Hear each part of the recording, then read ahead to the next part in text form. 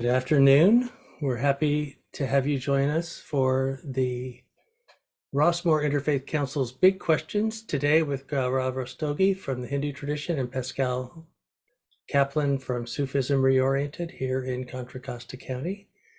Take it away, Sarah Blackstock. Welcome to the 2023 Big Questions Forum. The big question this year is humankind good or selfish? Thank you to the Interfaith Council, Rossmore, and to the Big Questions Committee, Channing Miller, Ruth Ahern, and Sunshine, Glorious Sunshine. We so much appreciate you, Will, year after year hosting us. Thank you so much for that kind of duty that you do, that it really helps us to communicate with each other. Also, thanks to Channel 28 for recording this session. It will be put on the Rossmore channel sometime in the next, year or so, maybe even in a couple of months. And gratitude for the folks at Rossmore News who publish the articles on the big questions. It takes a village. We humans have been asking questions since we could utter a few words beyond We've been asking questions, wondering where the ants come from, or where does the moon go during the day, or why is blood red? And on it goes. And children are still asking these questions millions of years later. Hopefully, throughout our lives, we have been asked, you and I, and those who are out there have been asking questions. If we stop asking questions, what does that mean?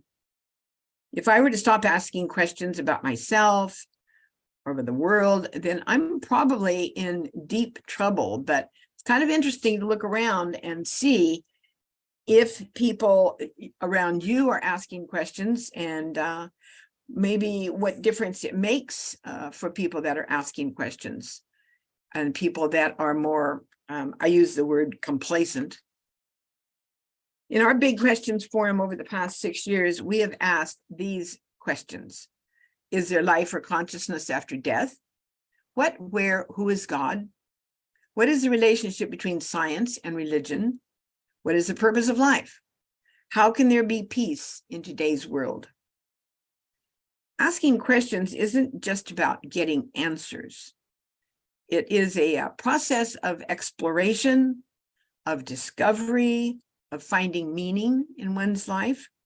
And it is a process of seeking further understanding of those traditions that have for millennia provided spiritual meaning and nourishment to the asker of questions, humankind. We are the asker of questions. I think that's one thing that really stands out about making us human, hopefully. Today, we have Hinduism and Sufism Reoriented represented as the speakers share their thoughts on the big question of 2023. Is humankind good or selfish? The first speaker is Gaurav Rastogi. As an entrepreneur, he founded and sold an AI startup. Gaurav's latest venture, Ekras Works, creates tools to work with clarity, joy, and energy. These tools combine spiritual technologies and techniques, habit building, and workplace for technology for professionals. He holds an MBA in mechanical engineering, and I think another MBA in, I couldn't understand what it was in, but it was from some place in India. He has written 3 business books, most recently, Global Business in the Age of Destruction and Distraction. That sounds very interesting. Gaurav Rastogi is a board member and dean at Hindu Community Institute with a unique program for teaching spiritual care and chaplaincy. He's a dhyana meditation and yoga teacher and has taught in Silicon Valley for over 10 years. He frequently speaks at events and conferences on the practices and philosophy of yoga and Hinduism. He also serves on the Interreligious Chaplaincy Advisory Board at GTU. and the advisory committee at the Hindu American Foundation. So good to have you join us, Gaurav. It has been some years since we've seen you. Welcome. Namaskar, and thank you very much, Sarah and Will, for having me back. It's always a pleasure to meet the Rossmore community, though I liked the opportunity to drive up and come to your wonderful campus. I look forward to doing so at some point in the future.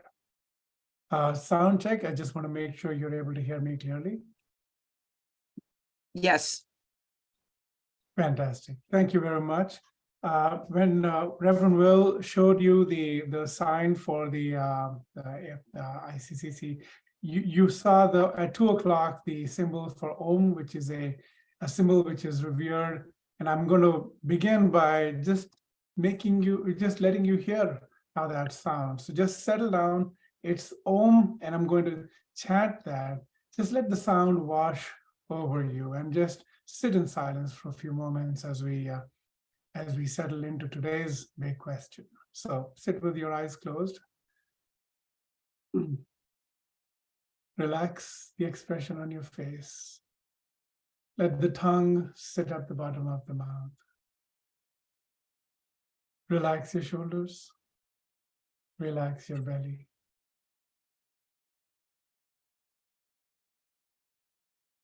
I'm going to chant Om once. Exhale completely. Take a deep breath. Inhale.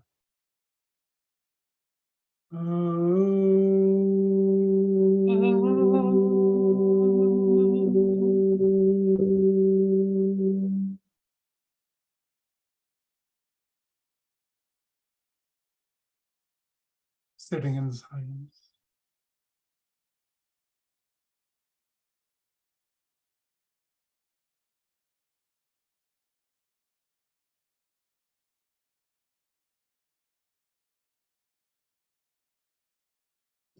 Gaurav, for some reason, your mute button accidentally got hit. We missed what you just said. All right. Once again, namaskar and welcome. My name is Gaurav Rastogi, and I'm going to talk to you about what Hinduism says or thinks about the subject of is humankind selfish. I'll give you the answer right away, so you don't have to keep guessing. The answer is likely to be the same from pretty much every other speaker, which is the answer is yes, no, and maybe, which is we are born with a capacity for selflessness, but that must be invoked through example and through initiation into the spiritual realm. To give you a little more detail, I'll tell you a few stories from the tradition to help you understand the Hindu perspective of it. The Hindu view overall is that our understanding of creation is that it's a state of play. It's always moving, always dynamic. And in this continuous state of flux, you're always balancing forces. Suppose there are two players in a wrestling match. You like to wrestle and you want another player in this match. You don't want to win all the time because then it's no fun. You don't want to lose all the time because it's no fun. You want it to be somewhat evenly matched. So in this sense of creation, this creative play that is underway, there's always things moving. Excess of anything is not good. A little bit like our story from, of course, Goldilocks, who neither liked it too hot nor too cold, just right. And when you come at the topic of selfishness, it is said, someone said in a famous movie 30, 40 years ago, greed is good. Well, why is greed good? A little bit of greed may be good when you're hungry, but how much is good? Is a lot of greed good? And the answer is you have to find something in the middle. And how you find that is something that your tradition should tell you. Now, for today's discussion, I'm going to limit the definition of selfishness to 3 things. The first way of being selfish is to live for consumption alone. What that means is simply just consuming for the sake of consumption, not necessarily enjoying it, but just consuming. The second is to be cruel to others. is a form of selfishness. And the third is to be miserly. And that too is a form of selfishness. I will come back to this once more. Now let's go back to what we were talking about with our friend Goldilocks, which is to say that we're trying to find the balance between two conflicting paths. And these paths are the paths that people can choose to tread in this world. One of the paths is the path of pleasant experiences, and the other path is the path of good deeds. Now, let me tell you a story. The story is of a young boy, Nachiketa, and this is from the Upanishads, some of the oldest texts in the Hindu tradition. This young boy's father is holding some sort of a sacrifice, and as part of that, he's giving away cows to, as donation. So he's donating cows, but the boy observes to his horror that his father is giving away old and sickly cows, not necessarily cows that are giving milk or that are healthy.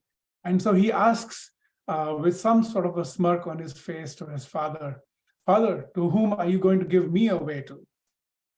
His father senses the smirk. He gets angry at this young boy's retort and says, "To death, I give you to death." And so the young boy, very obedient, says, "All right, so shall it be." And he walks away from his father to the doors of death. And there he sits. It is not yet his time to die, so he waits for death to return.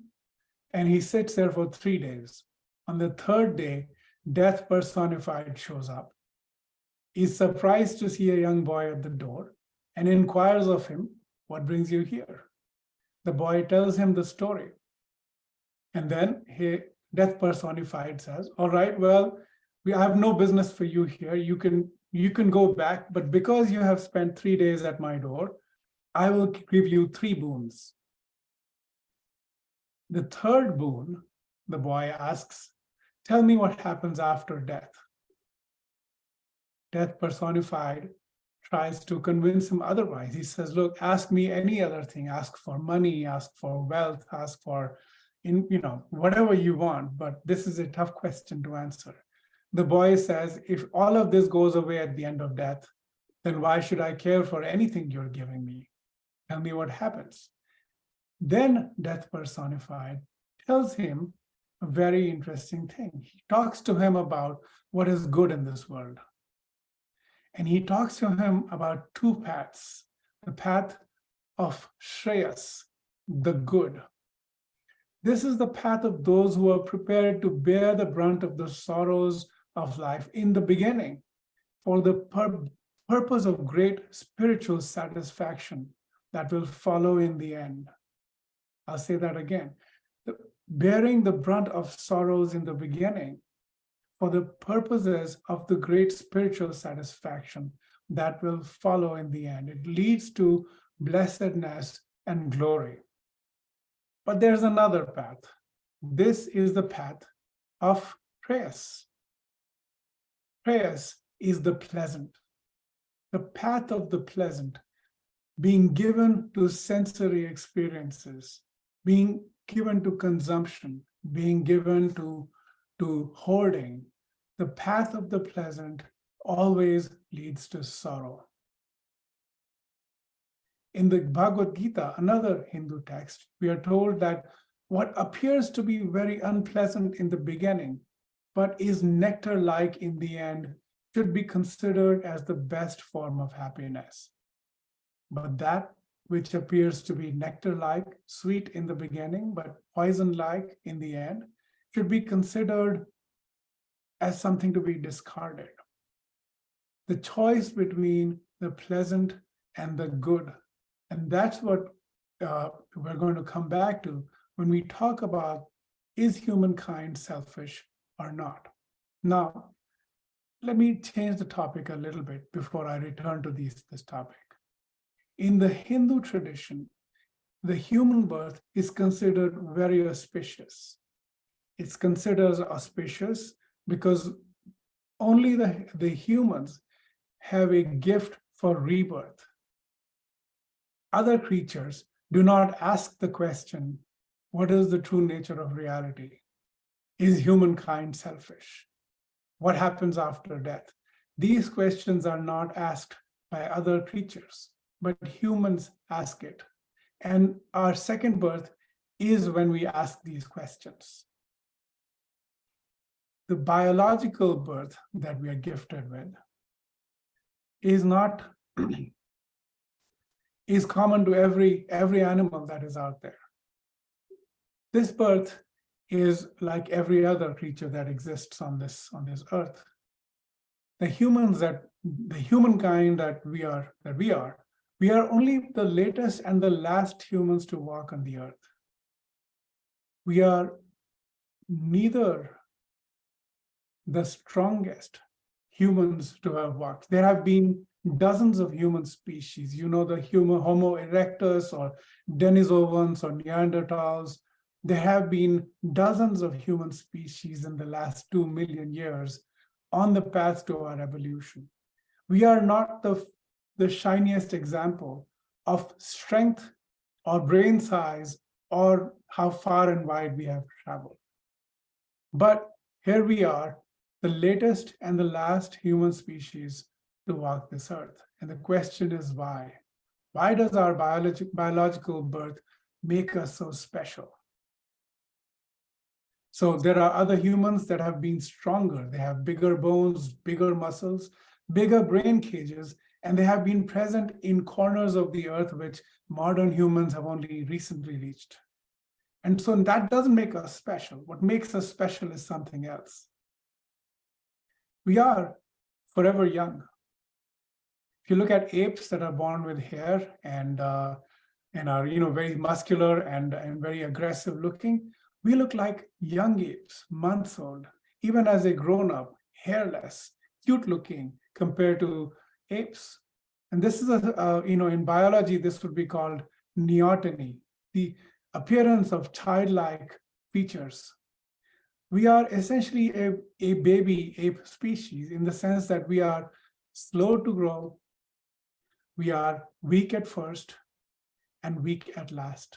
I'll repeat this. Biologically, we are born much more feeble than other animals are. We are weak at first and weak at last. We are not the strongest species. The question is, how are we so successful as a species? We are successful as a species because we are an interdependent social species. We're designed to work with each other. A human baby requires long years of nurturance to become fully adult. So human biology entails years of investment into the next generation.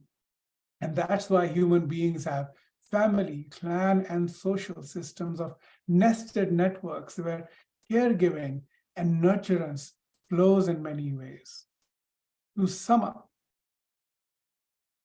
we are successful because we are built with and for care. We're not just an aggressive animal species. We're designed to care for our young, for our old, and for each other. We're designed with that, and that's the reason we're successful biologically.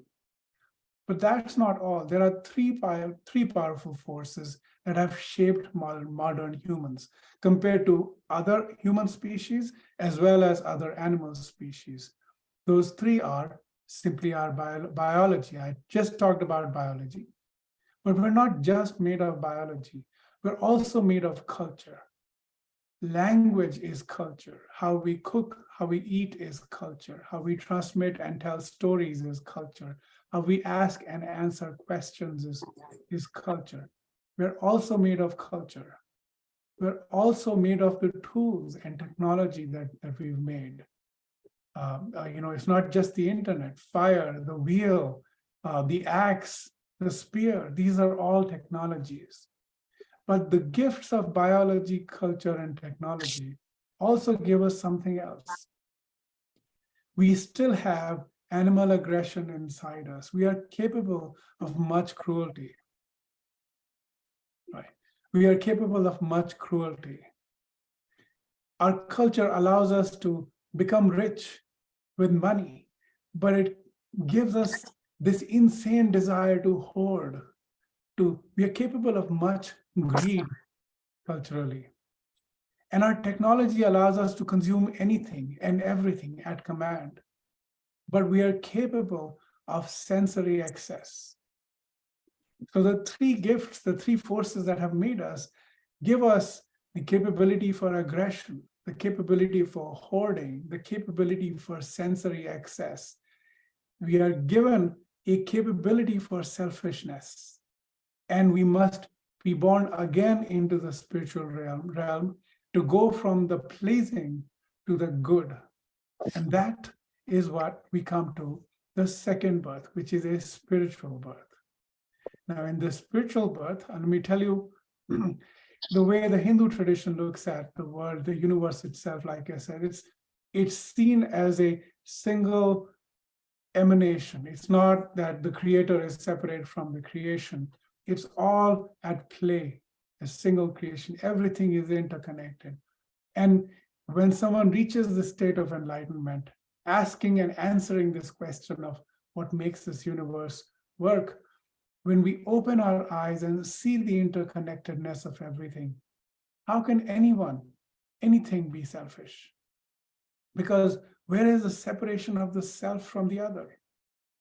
When you see everything as being interconnected, then you will do everything to make the game, the system work just as well. Let me tell you another story. This story comes from another Upanishad, an older text. And here, three groups of beings visit the Creator to ask for initiation. Remember, I'm talking to you about the second birth, which is a spiritual birth. And in the spiritual birth, you go to a preceptor, a higher being, and ask for initiation. And so these three groups of beings visit the Creator and ask for initiation. And the Creator welcomes them. And but who are these three? Let me tell you those first. Of course, the first group of beings is the celestial beings, devatas. These have you might, in other traditions, you might think of them as heavenly beings living in heaven or astral realms. And they revel, they live for sensory pleasure. They have no sweat, no toil, no work. They can consume anything at will, at command. They live a life of sensory pleasure. So they have gone to the Creator and asked for initiation. The second group of beings were human beings, Manushya. Human beings, like I said, are given to craving and hoarding. We're always afraid for our material wealth, always trying to protect our wealth. And so we're always craving and hoarding. The third group of creatures that goes in the same conversation are malevolent beings, asuras. They are given to anger and cruelty. That is their nature. And so all three of these beings go to the Creator, and the Creator says only one word. Just like how Sarah in the introduction said, humans, we have come a long way from the time we said, ah, ah, ah. Well, think of it this way. The instruction that was given to them was very similar. The letter the, not the, but the sound the. The celestial beings go, and the celestial beings are told, have you understood? And the celestial beings said, yes, we have understood, and they go back. The human beings go, given to craving and hoarding. They're asked, do you understand? And the human beings say, yes, we understand. The malevolent beings also are given the same alphabet letter, do you understand? And they said, yes, we understand.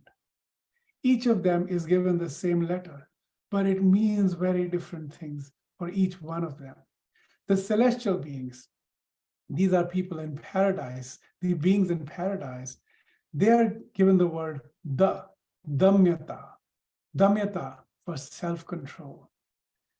They're reveling in pleasures of the senses. They're fond of enjoyment. There's no aging, there's no sweating, no toiling, no hunger, no thirst, no drowsiness.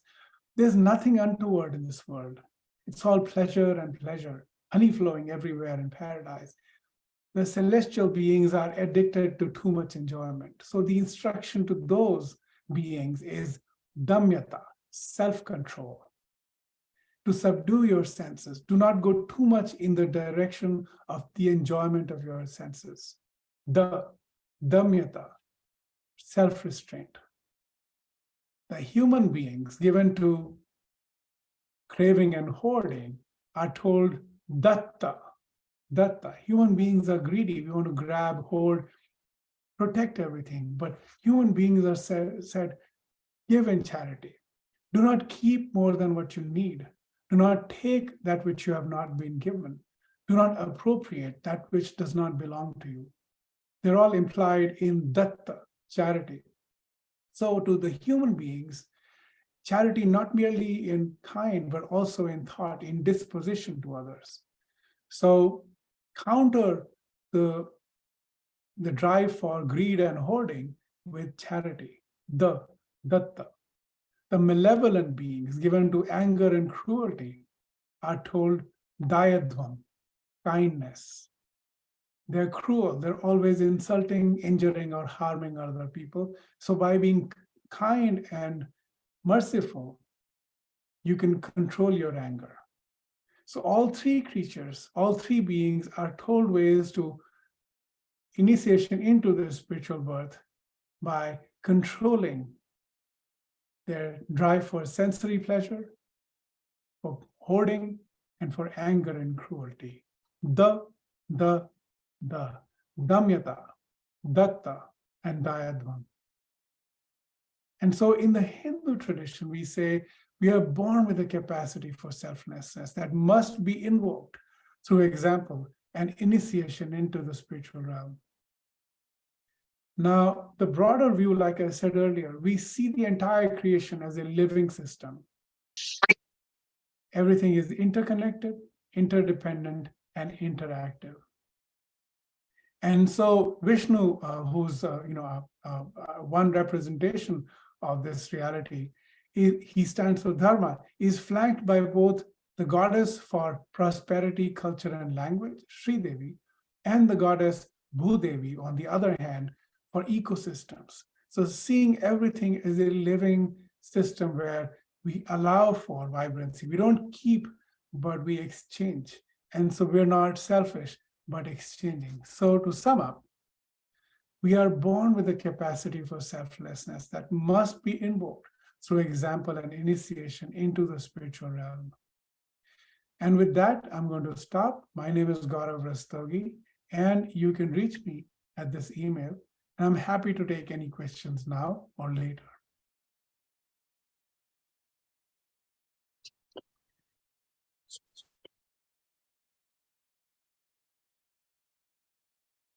It takes a minute for all of us to think of all that you've said.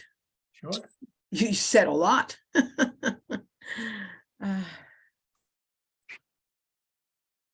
So I see your hand. go ahead, Channing. Good afternoon, Gaurav. Nice to see you. Namaskar. I was a little bit late to the meeting today. I had a doctor's appointment, but maybe you've already answered this. I'm wondering, for those of us who are aspirational spiritually, how do we become celestial beings? So in the Hindu tradition, the celestial realms, it's called Vaikuntha, a place where there is no torment, no kunthas, right? And to become a celestial being, you have to graduate into it. And in the Hindu tradition, depending on which type of Hindu tradition you go to, you have to essentially, through surrender, bhakti is how you get there. In the Vaishnava school, that's the way to get to those realms. This is not the same as a sort of a Christian view of heaven where it's the permanent deal. the Hindu view of heaven itself is Swarga. You go and come back because essentially it's a cyclical back and forth process. But you can get to this state of merging back into the divine through devotional self-surrender. And those practices could be chanting, those practices could be fasting, those practices could be the path of wisdom, asking and answering these questions. That practice could also be simply letting your action, letting divinity flow through your action, and essentially removing yourself from the equation. And that's karma yoga, which is in fact related to today's discussion. Acting selflessly is important, and that's karma yoga, and that's how you get to those celestial realms. I hope I've answered your question. Thank you. Yes, you have. Go ahead, Bob. You're muted, Bob. You're muted.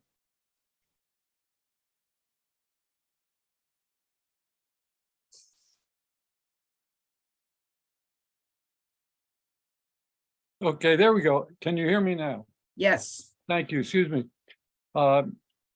Thank you for your wonderful presentation.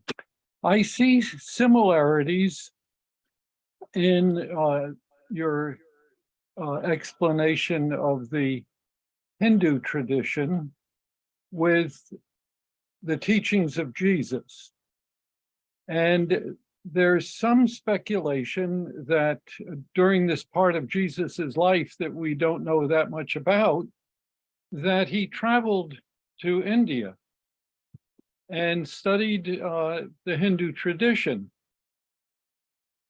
Is there any teaching about this in your tradition, about Jesus coming to India and learning your tradition? Thank you, Bob. That's always a very interesting question. In the Hindu tradition as such, there are two ways I'll answer your question. There have been stories going around to the effect that you described, that Jesus, in the period between his childhood and by the time he showed up at John the Baptist's place, where was he and how did he come to acquire the learning that he had? And so it is said that somewhere in Kashmir, he spent time, because Jewish settlements were all over India at that time. So it's not hard to imagine that as someone from the Middle East would come to live with the Jewish people in Kashmir or elsewhere in India. There were Jewish settlements several places. So that's plausible if you believe that. The other way to answer that question, from my perspective, is that there is a way to read specifically Jesus's utterances, not Paul or later Christianity, but specifically what Jesus said. And you can read into those from a Hindu lens. And that has been done. So Swami Vivekananda, who very famously came to the US in 1893 and gave a famous talk and so on, he carried with him an imitation of Christ, which was a book to this effect that only Christ's sayings were in that. And those, it is entirely possible to read Jesus's utterances from a Hindu light. Absolutely possible to do that.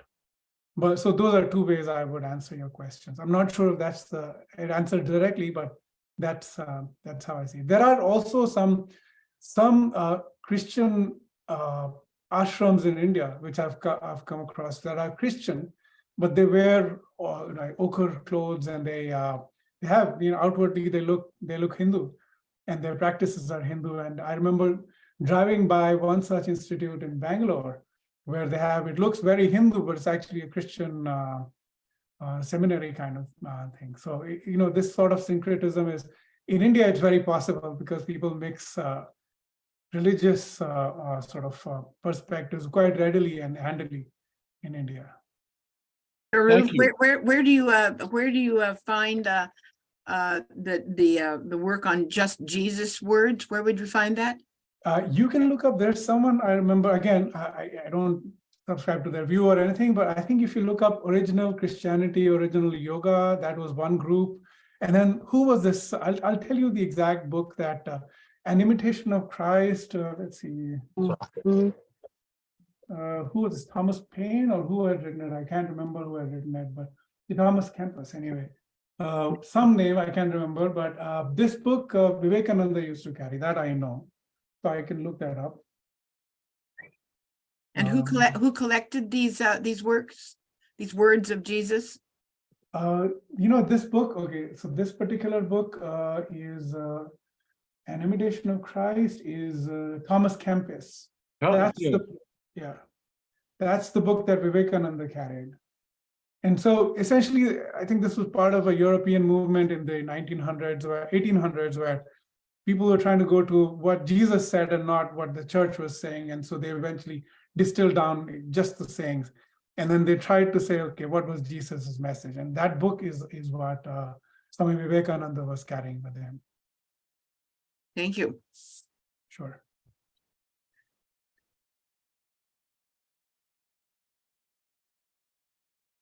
Anybody else have a question or a comment? And let me just ask, Gaurav, with you said that the words of Jesus would make sense in Hinduism, something to that effect.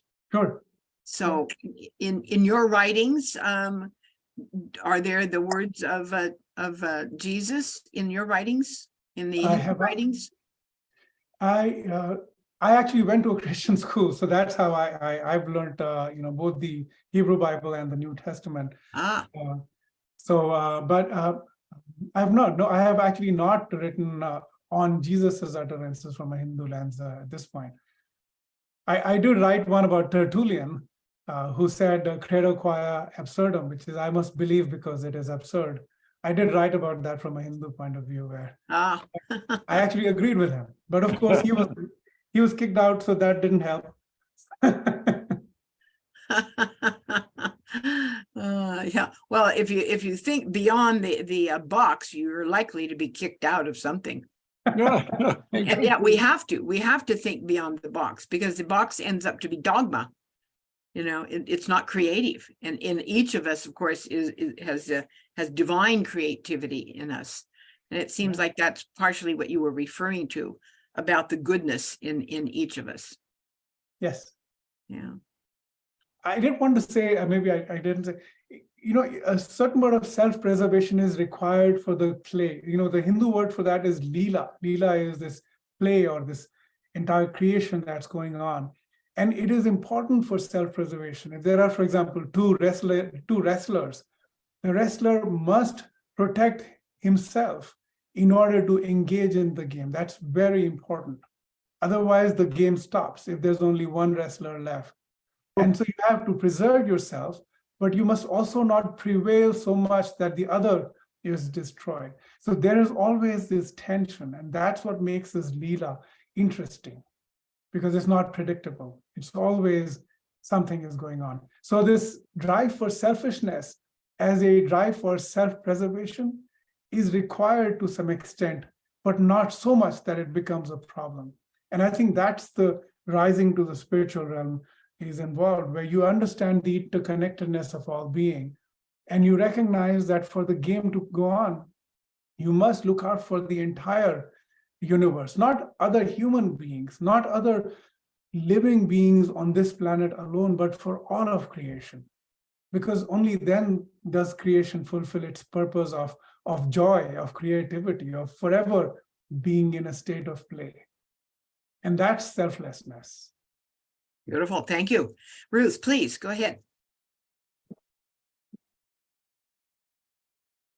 You were speaking, thank you. This is very interesting. I'm really enjoying listening to your speaking. You were talking about people basically having the possibility of being greedy and selfish, and that they can overcome that. Tell us how do you teach them to overcome it, and what are their goals? What are the means by which they do that? Yeah, Ruth, thank you for that wonderful, beautiful question. How do people overcome the need for greed? In the Hindu tradition, the word is yoga. Now, yoga you might think of as what might happen at a studio, right? Like somebody doing, pretzel poses. But the original meaning of yoga is to join, to yoke. You know what a yoke does? To yoke a wheel to the axle, to join the lower self to the higher self. You can transmute your personal greed into a spiritual greed, which is your wish for the welfare of all creation. You're still applying the sense. Once you've joined the lower self to the higher self, you see from God's eyes, you work with God's hands, basically. And so the self is no longer the subject of the greed. And you can do that. And people do this all the time. Why are people willing to go die for their country? Because they have risen above the individual self to the collective self. But why stop there? Keep going, keep going, keep going until you've met the original creator, right, from which all life emanates. And so one way to do this, the way to do this, going past greed, is to redefine the self. What is the self? And that's why I made this little brief thing that we're not just biology, we're also culture, we're also technology. Just thinking of ourselves as biological creatures limits us significantly. A lot of people are willing to die for their cultures, right? A lot of people, of course, today would die without the internet, but that's just them. The point is that it is possible to transmute from the individualized, narrow, small-hearted sense of self to this very broad-hearted, universal sense of self. And when you get there, then greed is good in that sense, because you're looking out for welfare of everything, not just in your individuality. Yes, amen. Thank you. Amen. Thank you so much, Gaurav, for all of your thoughts and your sharing. We appreciate it very much. So at this time, and there'll be a chance to perhaps ask Gaurav some more questions or to make comments. I would like to introduce Dr. Pascal Kaplan, representing Sufism Reoriented. Dr. Kaplan received his PhD in theology from Harvard University, completing a dissertation on the esoteric teachings of the Eastern spiritual figures who had come to America in the 20th century.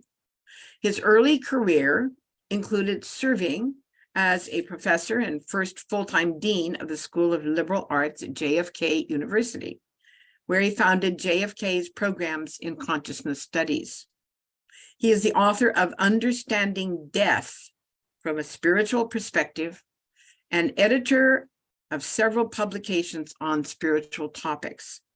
In 1987, he founded and served for 30 years as CEO of iCohere, software development company that pioneered online learning communities. He has been a member of Sufism Reoriented since 1972. Welcome, Dr. Kaplan. Thank you, Sue. Thank you very much. Greetings, everyone. I'm going to start by giving you a little context about myself and how I landed at Sufism Reoriented 51 years ago. When I was about 6, I turned on the TV to watch the Sunday morning cartoons. And instead of cartoons, it was a picture of Manhattan Island. And the narrator's voice was saying that if such and such were to happen, and he drew a big black circle around Manhattan, everything inside that circle would become dust in seconds. I didn't know what he was talking about, though later I realized it was the H-bomb. But I did know that my house was right in the middle of that circle. And the terror that I could die without warning at any minute descended over me. From that moment, nothing seemed to hold any value or meaning, because it could all disappear at any moment. I started wondering about what we're calling the big questions. What happens after I die? Who am I? What's the purpose of life if it just ends? No one I knew talked about these questions or seemed to care about them.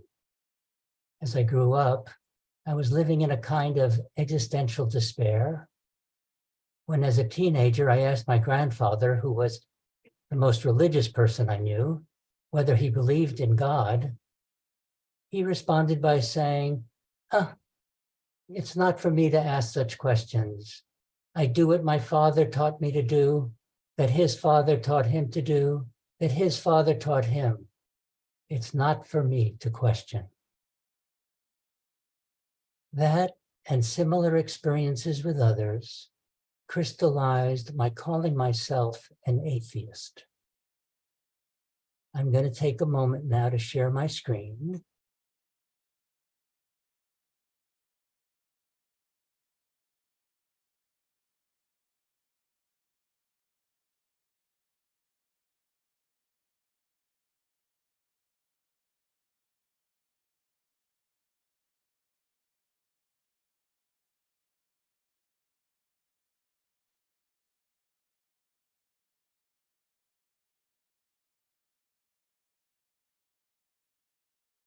One night during high school, however, as I was walking alone along 3rd Avenue, I had what I would later call a peak experience, an experience of the beauty and power behind everything I was seeing around me.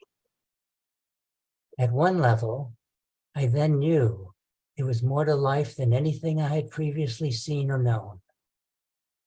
But when, after 3 days, that experience began to fade, my desperation increased. That little taste propelled my search for answers to my questions to another level of intensity. I wanted to live in that state, and I could not find anyone who understood what I was talking about. For them, it was a phase I was going through. For me, the driving question was, how could I recapture that experience?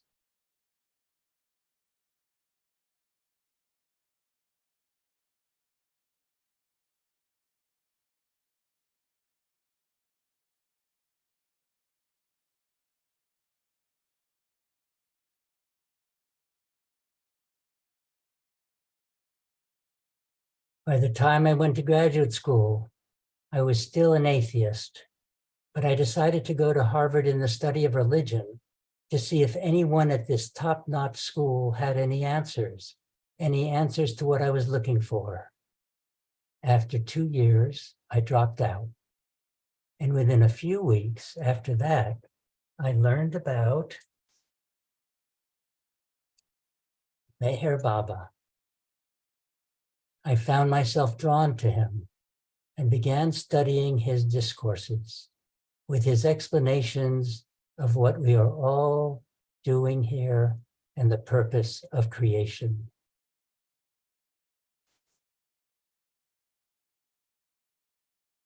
Merbaba published another book called God Speaks, the theme of creation and its purpose, and included a chart that encapsulated the universal processes that govern the creation, evolution, reincarnation, spiritual involution, and the ultimate goal of realization. I didn't understand most of what I read, but finally, I had found someone who was offering a big answer to all my big questions. The gist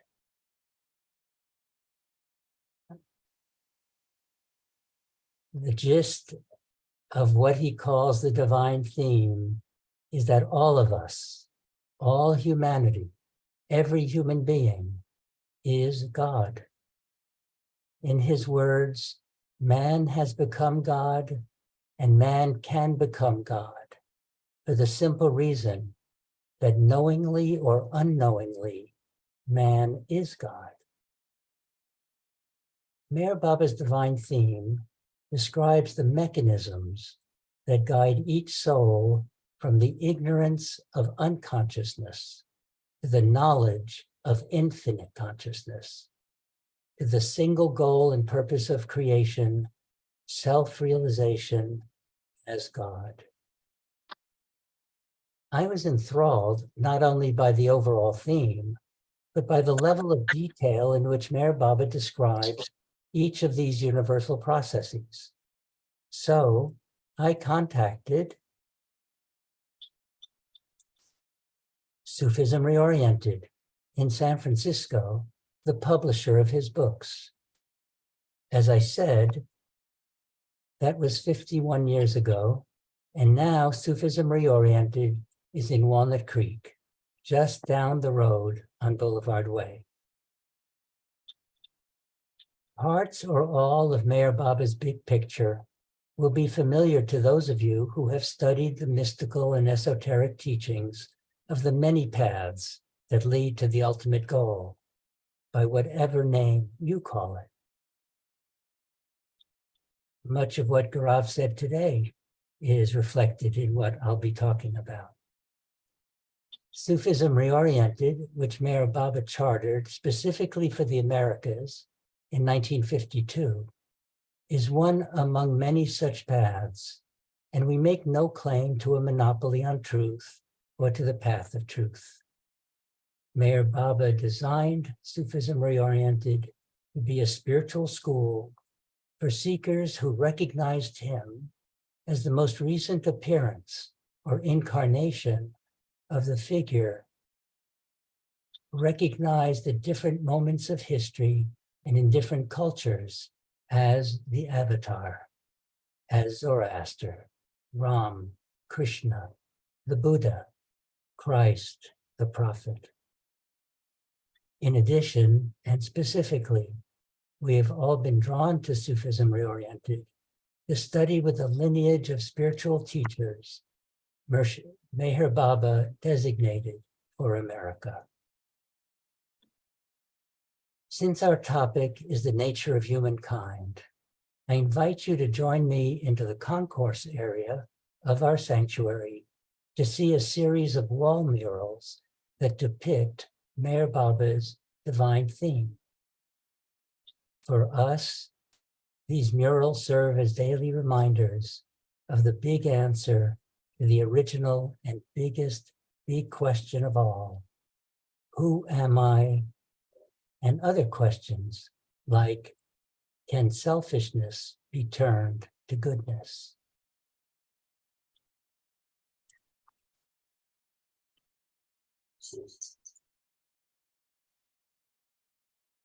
This is the prayer hall with the murals, not the prayer hall, the concourse with the murals.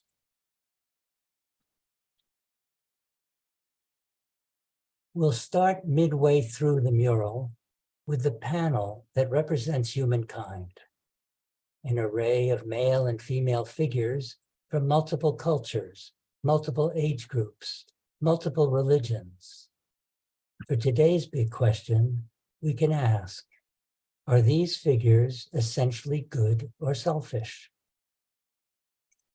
Of course, if one accepts the notion, as we do, that every human being is a drop in the ocean of divinity, the answer must be that we are essentially good. But then, how do we account for the lies, the hatred, the cruelty, the selfishness and havoc in the larger world around us? Let's see if we can answer that question by considering what is behind each human form.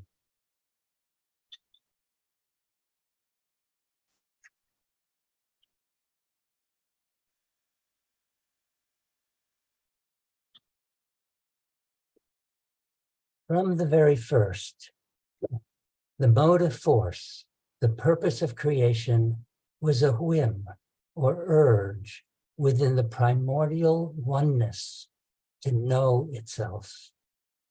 The emergence of that whim caused a ripple of bubbles in the infinite, boundless ocean of oneness, with each bubble, though an inseparable intrinsic part of the ocean, being what we might call a soul. From that perspective, the process of evolution is a mechanism by which the unconscious soul develops consciousness in order to know itself as one with the ocean of divinity. Each of those bubbles or drops experiences itself as a separate individuality, as you and you and you and me, but each contains at its core a spark of the one divine consciousness.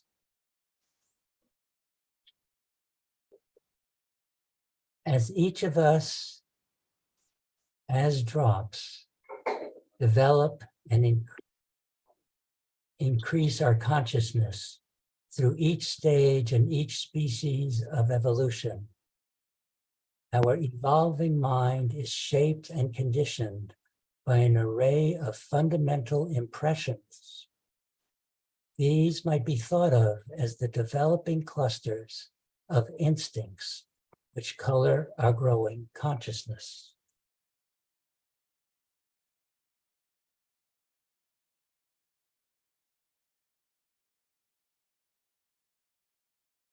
Merbaba calls these fundamental impressions the 7 root desires.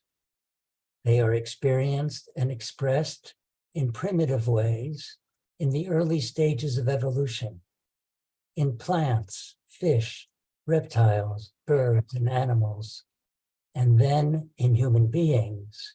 They are expressed as anger, hatred, greed, jealousy, lust, pride, and selfishness.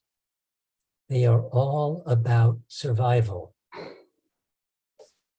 All along the way, side by side with these 7 deep, dark impressions, we also experience the universal force of attraction, which evolves and matures into the different stages of love we experience as human beings.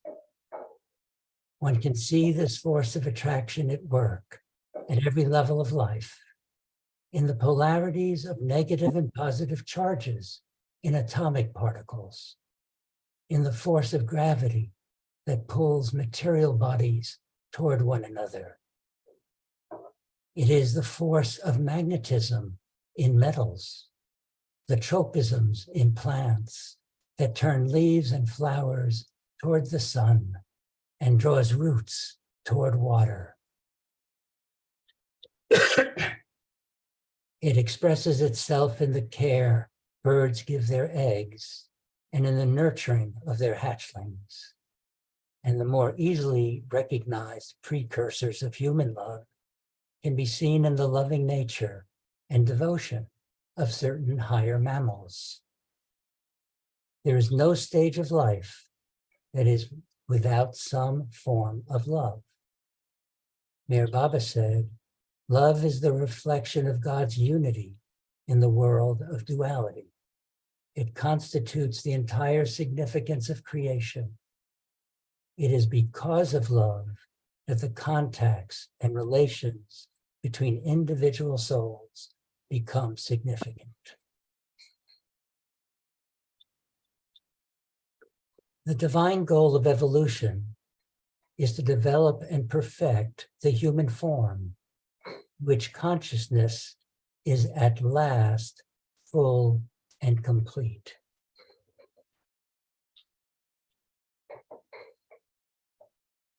Capable of knowing itself as the one in all, as God. But actual conscious experience of that divine oneness, which is the goal and purpose of creation, has not yet been reached. Why not? Because the consciousness of humankind is veiled.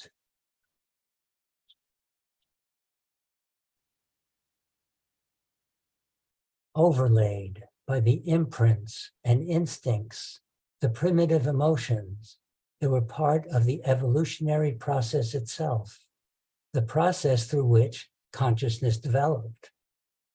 So both selfishness, the root desires, anger, greed, hatred, and so forth, and goodness, represented by forms of nurturing and love, continue to impact our behavior, as we all know. And as humans, our journey now enters a new phase with the emergence of the structure called the personal ego, which Merbaba calls the false self. Though we are all one in the ocean of divinity, our human consciousness is veiled from the light of God, the light of truth, the light of oneness. Initially, we live in a murky jail, entrapped by our absorption in an ever-changing world presented to us by our physical senses, interpreted for us by the limited intellect of the lower mind, and colored by immature emotions. We are also addicted to our awareness of ourselves as individuals, our constant assertions of separateness, ceaseless, buzzing thoughts of our false self, contrasting itself to other false selves.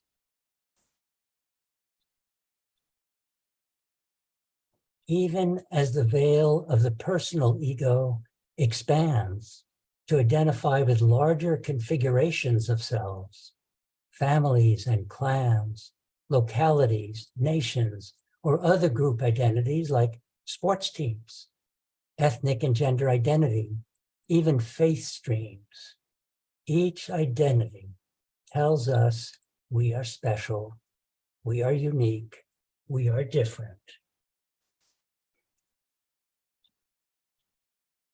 The ceaseless buzz of comparison, better than, worse than, as good as, different from, continues to activate the sense of separateness that is characteristic of human experience at this stage. In the divine theme, this is where we are carried forward in our understanding and carried forward in the capacity to love universally by the process of reincarnation. Through the reincarnation process, we are given the opportunity to experience lives of every kind, to know the ups and downs of every culture, gender, occupation, nationality, religion, in order not to see other human beings as separate from ourselves. We live out the wide range of livelihoods, wealth and poverty, sickness and health, power and subservience, all the roles and identities of humankind, so that all of us, over time, internalize an understanding and appreciation of every position on the wheel of life. That includes every form of virtue and every form of vice, every quality deemed selfish and every quality deemed good. In our long history of lifetimes, we learn and perfect them all. Just as the Native American saying points out, don't judge another until you have walked a mile in their moccasins. So the reincarnation process provides us with the experience of walking barefoot, and walking in everyone's shoes, everyone's boots, everyone's sandals. So we learn and identify with human experience as our own, not as other. Eventually, no matter whom we encounter, we come to feel, I've been like that. That too is me. As Merbaba said, no one, however saintly he may be, has attained the heights of moral virtues except after a life of moral failings.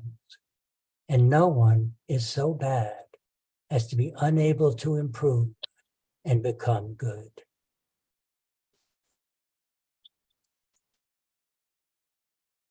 Just as the evolutionary process lasts countless millennia, so does the reincarnation process until one reaches the turning point. This is the point at which one has the unrelieved feeling of been there, done that, to pretty much everything in life, where life lived through the false ego, the false self of the ego loses its meaning. And we start asking big questions. Who am I? What am I doing here? What is the meaning of life? Any and all of the big questions that have drawn us all here today. At this turning point, one has become a spiritual seeker. In this mural of the turning point, where for members of our school of Sufism, Merbaba represents divinity, you can notice the veils that separate the aspirant from divinity. For at this stage, one does not yet see God, know God, even necessarily believe in God, or in any ultimate purpose or meaning to life.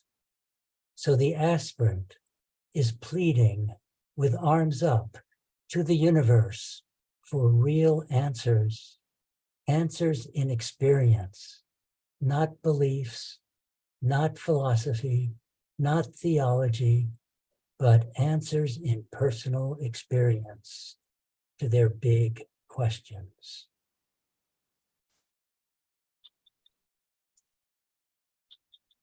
Now, the homeward journey begins.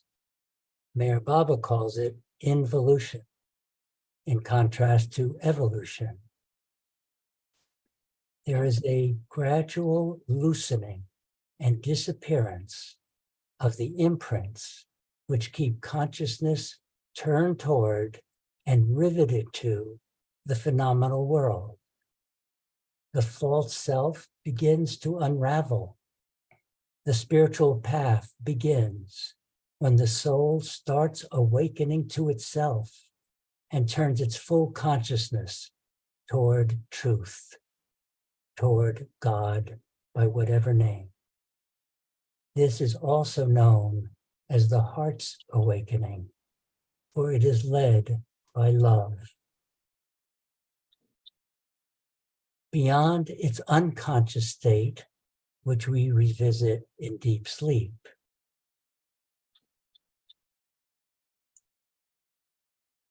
beyond the subconscious state, as we might experience in dreams,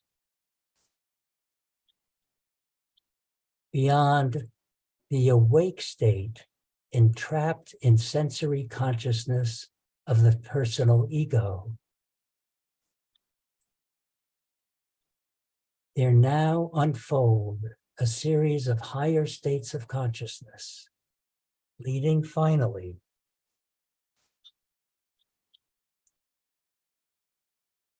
to the goal of creation in self-realization, which is also called God realization.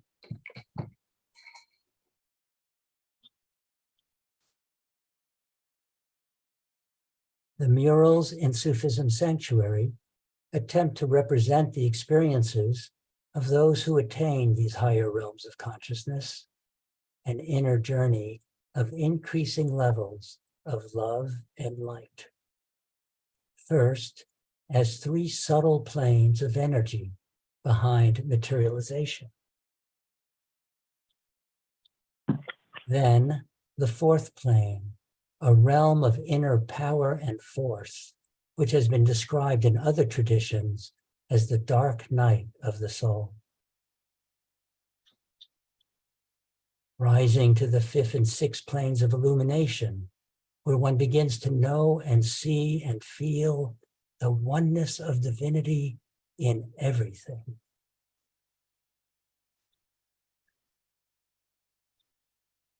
and finally, to the goal of all seeking and of creation itself, sometimes called God realization, sometimes self-realization, sometimes merging with oneness, sometimes realizing the Buddha nature.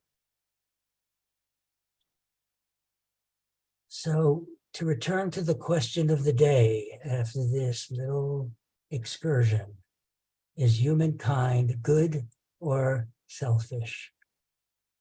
According to Merbaba, humankind in its essence and destiny is divine.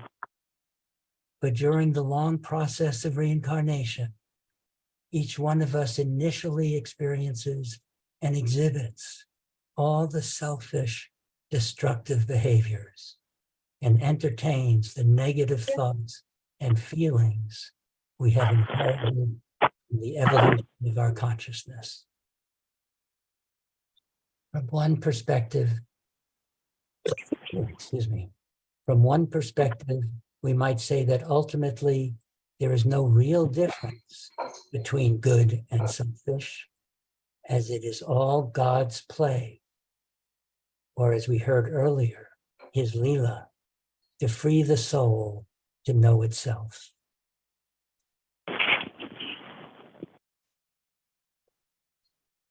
We've gone on quite a journey in less than 30 minutes, but it's worth spending a moment more to read how Merbaba concludes God Speaks.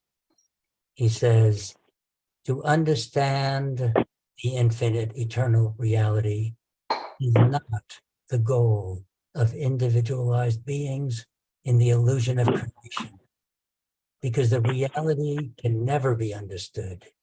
It is to be realized by conscious experience. So how does one approach the goal? In as many ways as there are drops in the ocean. In our spiritual school, Sufism Reoriented, we practice remembrance of the oneness of all. Follow the guidance we receive from our spiritual teacher. Meditate daily, attend weekly classes, engage in ever fresh creative work of every kind. And as important as all these, give ourselves to the extent we are able to ceaseless, selfless service to all. We might do so by volunteering time at one of the organizations Dr. Connor founded, White Pony Express, whose goal is to uplift lives and eliminate hunger in Contra Costa County by sharing the abundance of food, clothing, and resources we have in America. Or Following Francis, an organization that draws inspiration from the life and universal values of Francis of Assisi to help children, families, and neighborhoods claim their birthright of the happiness and respect due to every person. Or simply greeting others with a smile and offering ourselves to their aid, treating them as members of our one human family.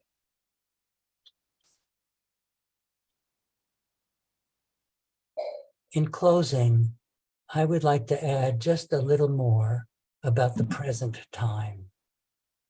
This is from Merbaba's discourse entitled The New Humanity.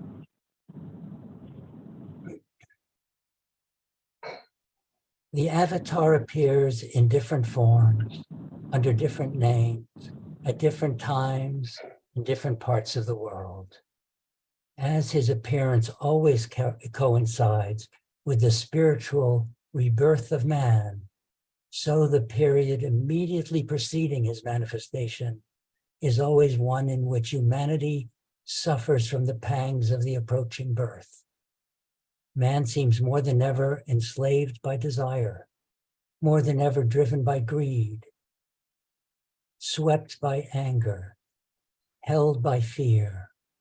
The strong dominate the weak, The rich oppress the poor. Large masses of people are exploited for the benefit of the few who are in power. The individual who finds no peace or rest seeks to forget himself in excitement. Immorality increases, crime flourishes, religion is ridiculed. Corruption spreads throughout the social order. Class and national hatreds are aroused and fostered. Wars break out. Humanity grows desperate. There seems to be no possibility of stemming the tide of destruction. At this moment, the avatar appears. Being the total manifestation of God in human form, he is like a gauge against which man can measure what he is and what he may become. He trues the standard of human values by interpreting them in terms of divinely human life. The avatar awakens contemporary humanity to a realization of its true spiritual nature, gives liberation to those who are ready, and quickens the life of the spirit in history. For posterity is left the stimulating power of his divinely human example, the nobility of a life supremely lived, of a love unmixed with desire, of a power unused except for others, of a peace untroubled by ambition, of a knowledge undimmed by illusion. He has demonstrated the possibility of a divine life for all humanity, of a heavenly life on earth. Those who have the necessary courage and integrity can follow when they will.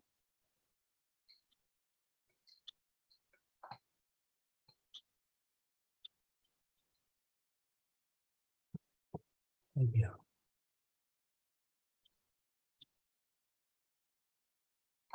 Thank you, Pascal. A lot of you have offered us a lot to think about. I have a question, but I will hold my question to see if other people have questions first. So if you have a question, raise your hand or just speak up. Pascal has been a professor, so he's quite capable of handling any questions. So please shoot them to him. I see someone with a hand up. I don't know your name. I have a question about reincarnation.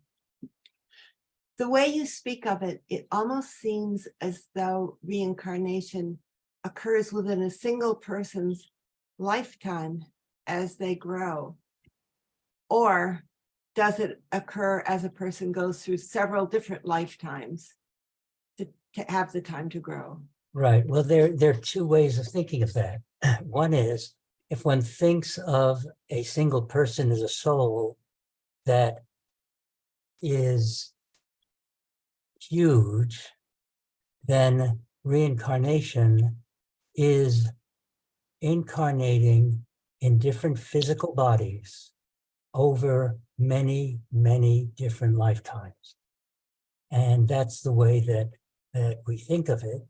But it's also true that in a single lifetime, one can actually go through processes, internal processes, in which one relives past lives.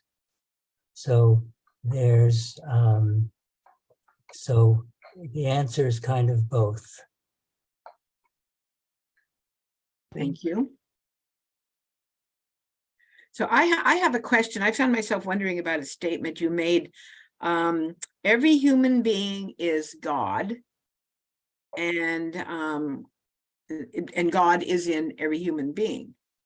So do we start out that way? Do we all, when we're born, are we born into God, and are we born with a spark of God in us?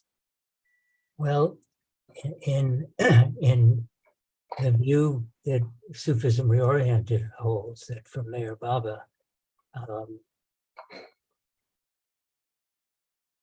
The entire creation is the unconsciousness of God seeking to become infinitely conscious as God.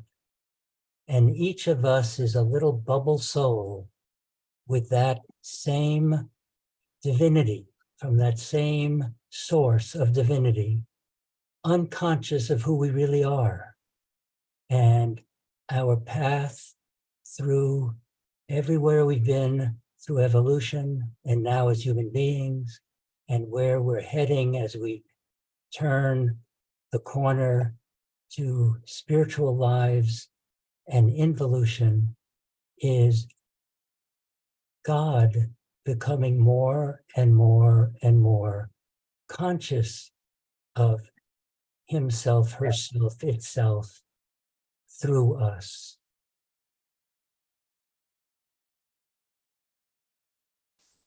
That's a lot, isn't it? That's very different from. That's okay. That's okay. Yeah.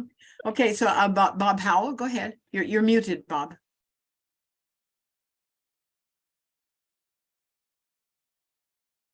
Okay. Hi, Pascal. Hi, Bob. Thank you. Nice to see you again. So good to see you again.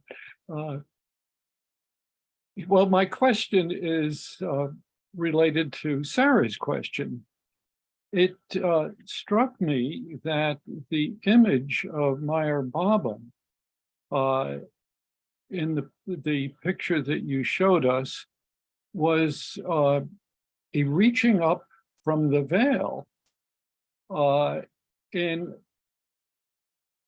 a non-godlike way, but reaching up to the divinity. And so I sense from your picture of mortal man reaching up to the divinity. Then you explain that the divinity is really in all of us. And as we relate to each other, then we experience the divinity. So maybe I saw this in a different light, Pascal. My apologies. That's pretty good, Bob. That's pretty good. Pretty good. Yes, each of us at our core is divine. And but we don't identify and we don't experience that. We identify with our personal ego or with our group ego or both. And we identify with our physical body and we think of ourselves as limited, not as divine, not as spiritual. We don't know who we really are. And a spiritual practice is to treat ourselves and each other as divine, as part of one human family, and as part of the oneness. This is a long, we're at a turning point. We call it the turning point, where we're asking big questions. There comes a point where we no longer ask those questions because those questions emerge from our hearts, but are mediated through our lower minds, our intellect. And we realize that it's not through the intellect, not through the thinking mind, that we will realize and unfold who we really are. So I don't know if that addresses your question, Bob. I'm sorry if it doesn't. Okay. I guess I also have a question about reincarnation. How do you really sense that reincarnation is happening in this lifetime? Do you gather to talk about? Does anybody have a sense of who they were before? Where do you empirically have a sense that reincarnation is an occurrence? Yeah, that's a very good question.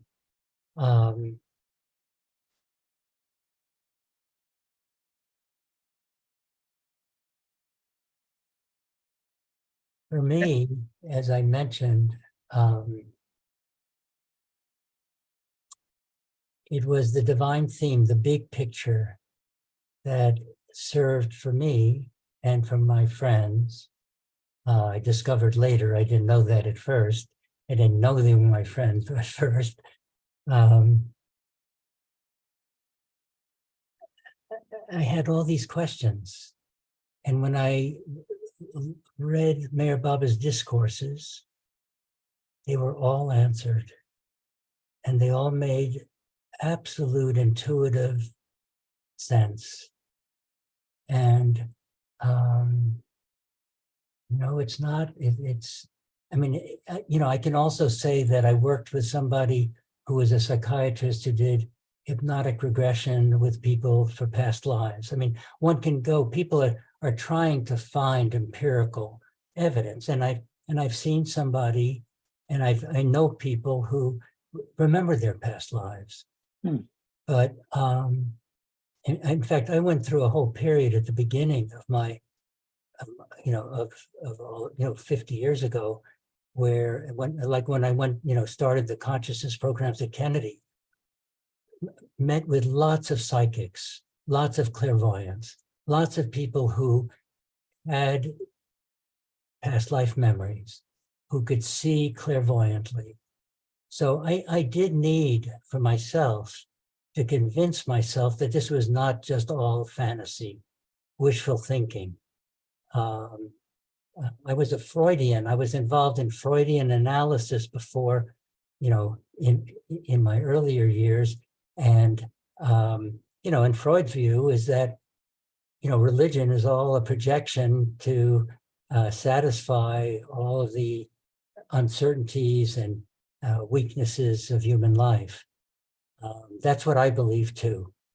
And so I spent several years, many years.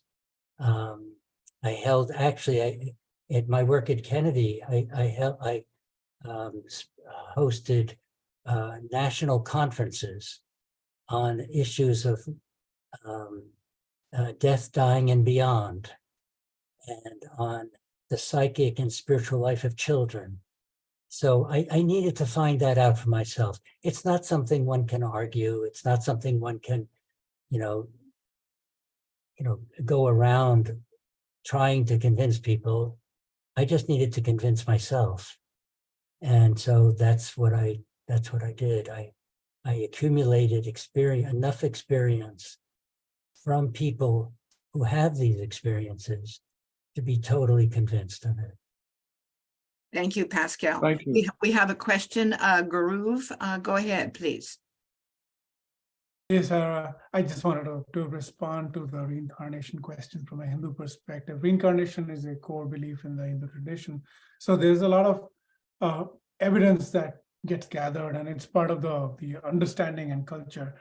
Couple of things I wanted to say to the points being raised is young children, a lot of them have memories from previous life, and University of Virginia runs a very scientific system and research and tracking of such cases from non-Hindu families. Hindu families you don't understand and you think they're indoctrinated, but they have a very well-documented system. You can go look that up.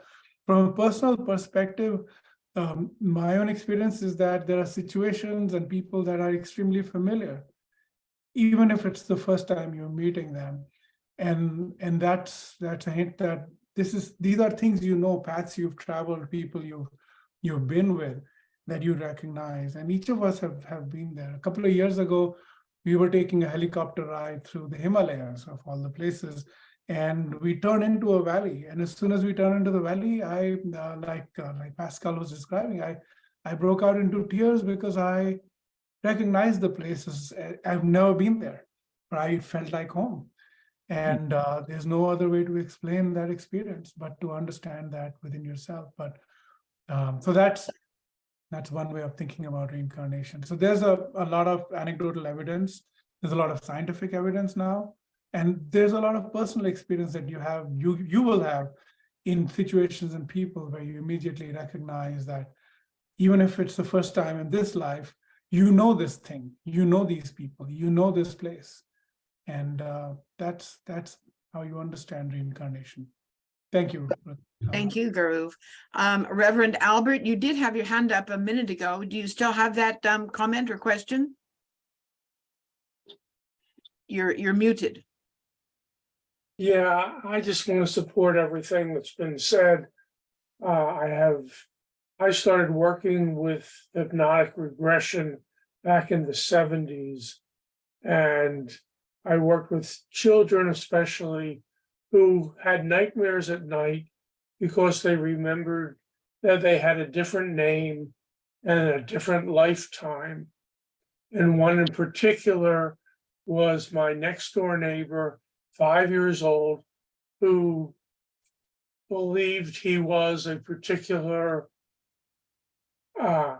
he had a name, he had a street address, he had everything to tell you exactly where he lived, what his family was like, and that his dog a year before had run through the house into the street and was killed by a car. And he was still in upset with the death of his dog.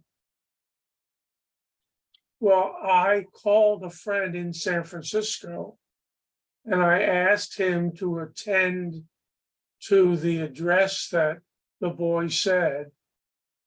And the mother came out, the same last name, still in grief that 5 years before her son had died.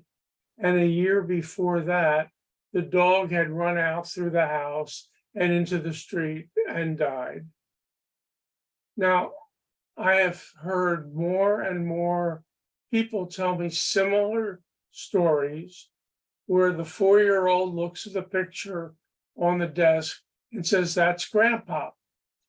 Well, Grandpa died before they were born. And the father says, "How do you know that's Grandpa?" And she says, "He told me when I was in heaven with him." Yeah. So, I mean, I've heard over and over dozens and dozens of stories just like that, where why not? I personally believe we continue to evolve. We evolve through our infancy, our childhood, our adulthood, and we eventually die. Why would evolution stop? And the energy never stops. So I'm going to be quiet. Thank you for both of this. Thank you, Dr. Albert. It sounds like we've got another big question kind of waiting in the wings, about, well, we did have is there life or consciousness after death? And maybe we need to, do that again, because you can go over and over these big questions and the answers just get deeper and deeper and broader. Yeah. Thank you. Can I just make one comment? Oh, please. Yes. Bob, one of the things about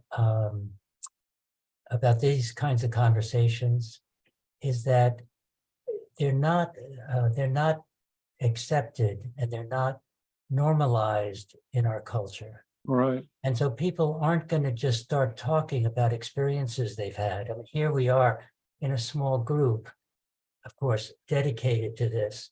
And so we can talk about it, but you may not have heard these kinds of stories before. I've been hearing about them for 50 years because of the roles that I've had at the university and so forth. And so I just wanted to say, it's sort of self-selecting, if one doesn't put oneself in a setting where it's okay to talk about weird things.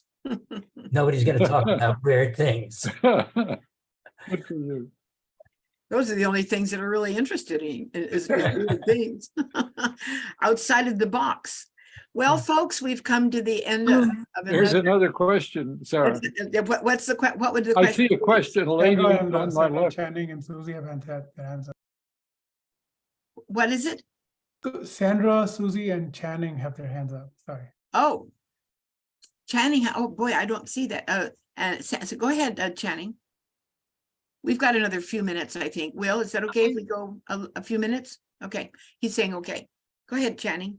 Thank you. Yes, Pascal, I wanted to ask you specifically about any vision that Mayor Baba has towards human peace on this planet. Yes, Are there any lessons for humanity around how to achieve peace? there is. And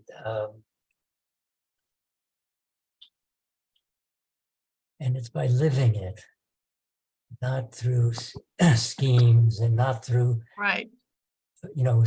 separative political platforms and so forth.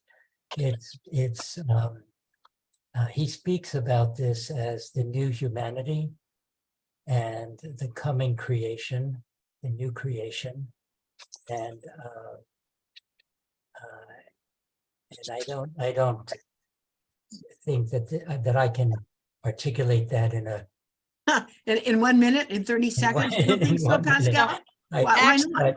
I'd be very happy if you want to send me an email with your email address. Oh, I'm happy to Absolutely. send you some references. there Well, you you answered it very succinctly for me. It's through human experience, not through studying intellect or theology. So Right. that Yeah. that answers comes close to my heart. Thank you. And I will email you. Thank you, Pascal. So I don't see any other hands. I do, I see. My another my hand is up. Oh, Will, okay, gosh, I'm blind. I have a text from Valerie Boyar. As a nurse, it is easy for me to think in physical terms of the body. We are like a single cell in the vast body of God, each with a reason to be there and part of something beyond our understanding. Reincarnation, there are moments when a strange insight merely pops onto your awareness, as though you've been there wherever it was. It was so logical. We can either deny this out of fear, no matter how educated you are, how smart you are, how sensible you are, or you can courageously consider. You want to say more about that, Valerie? No.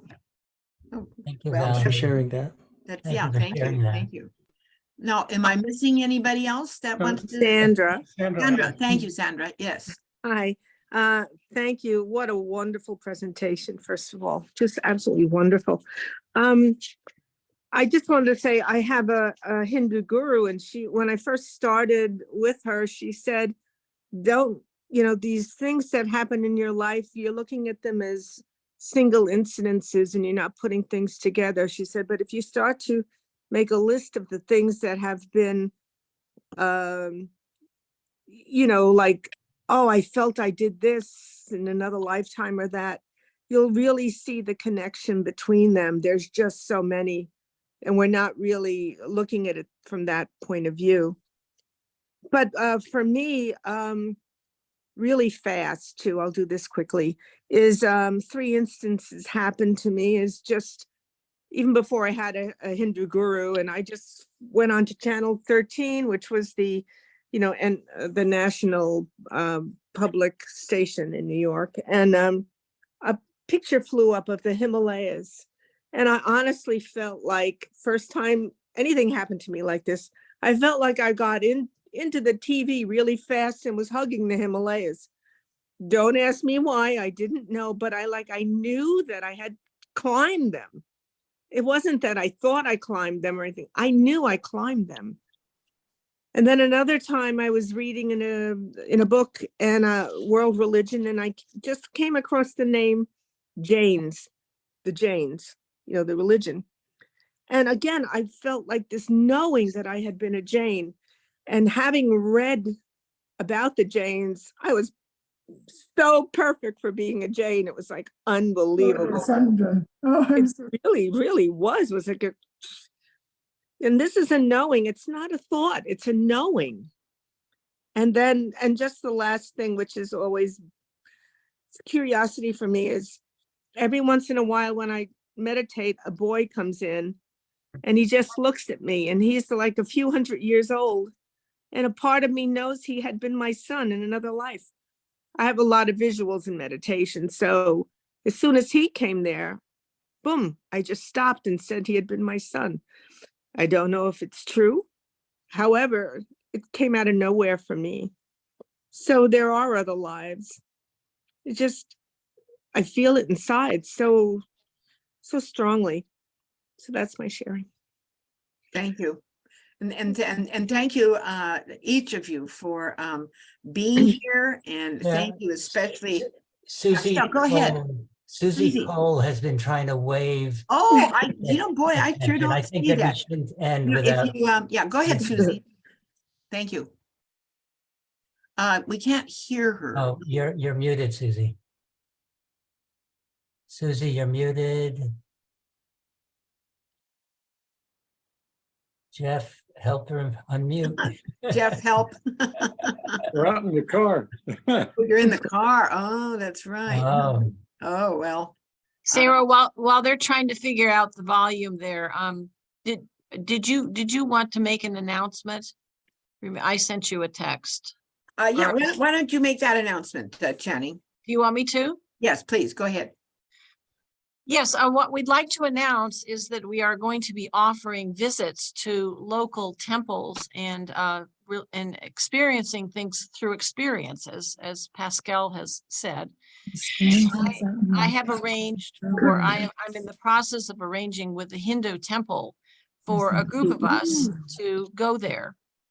And we'll also be visiting Sufism Reoriented, their temple over on Bancroft Way. So we will let you know. I want everybody to be thinking about whether you want to go on one of these trips.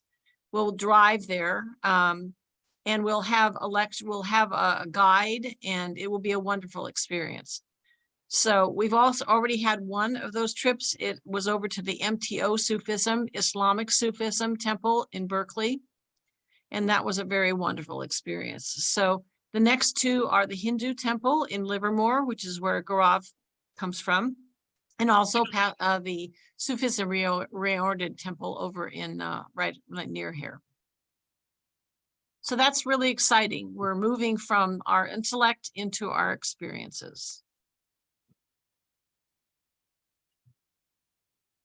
Sarah, you're Can you, muted. can you hear me yes, now? we can Yes, hear you go now. ahead. So one of Pascal's many ways of giving services, he's been on the board of a White Pony Mare School for over 20 years.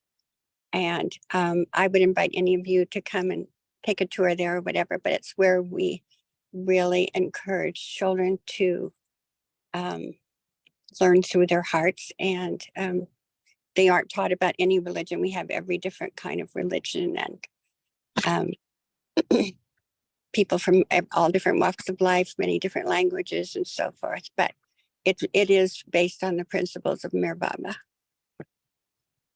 So thank you, Pascal. Sure, Susie. Thank you, thank you. Our motto at the school is love nurtures learning. Yes. And thank you, Gaurav Rastogi, for joining us and with your stories. Stories are wonderful. They stick in the mind. You know, I know that I'm going to go back and think about stories. Is there anybody else that I'm missing?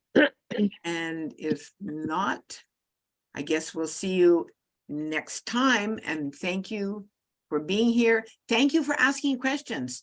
You know, check around and see who you know that might be asking questions also. Yes, it's quite exciting.